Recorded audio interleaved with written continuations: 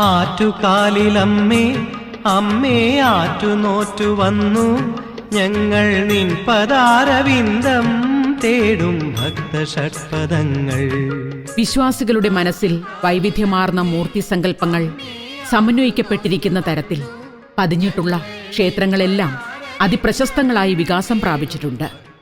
ശബരിമലയുടെയും ആറ്റുകാലിന്റെയും സമാനതയും ഇതുതന്നെയാണ്.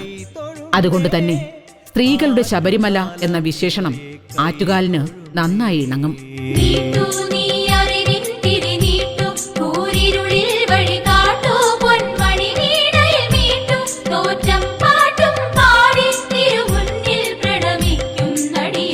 പ്രാചീന ദ്രാവിഡ ശാക്തേയ സമ്പ്രദായങ്ങളിലെ മുഖ്യ ആരാധനാമൂർത്തിയാണ് ഭദ്രകാളി.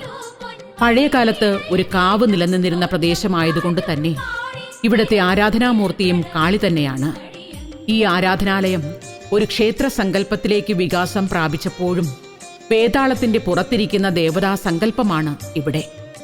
ധ്യാന ശ്ലോകങ്ങൾ പ്രകാരം വേതാള കണ്ഠസ്ഥിതയായിരിക്കുന്നത് ഭദ്രകാളി തന്നെയാണ്. കണ്ണകി ചരിതത്തിലൂടെ വാഴ്ത്തപ്പെടുന്ന കണ്ണകിയാകട്ടെ ഭദ്രകാളിയുടെ തന്നെ അവതാരമാണെന്ന് തോറ്റംപാട്ട് നമ്മെ ഓർമ്മപ്പെടുത്തുന്നു. എന്നാൽ ശാന്തസ്വരൂപിണിയും മംഗളകാരിണിയുമാണ് ആറ്റുകാലമ്മ എന്നാണ് വിശ്വാസം. ആപാദം കൂപ്പുന്നേ കൃപയേകിടണേ ആറ്റുകാലമ്മയെ കൈതൊഴുന്നേ. തിരുവനന്തപുരം നിവാസികൾക്ക് സ്നേഹസ്വരൂപിണിയായ അമ്മയാണ് ആറ്റുകാലമ്മ. കാളിസങ്കല്പത്തിലെ രൗദ്രഭാവങ്ങളെല്ലാം അവരുടെ മനസ്സിലെ ഭക്തിയിൽ ലയിച്ചില്ലാതായിരിക്കുന്നു.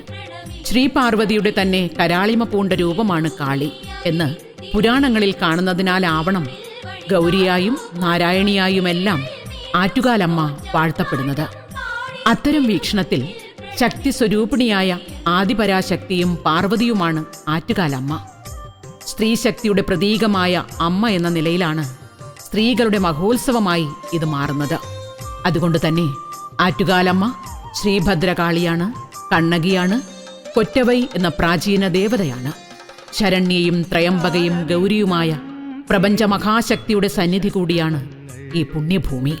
ആറ്റുകാലിലമ്മേ അമ്മേ ആറ്റുനോറ്റു വന്നു ഞങ്ങൾ നിൻ പദാ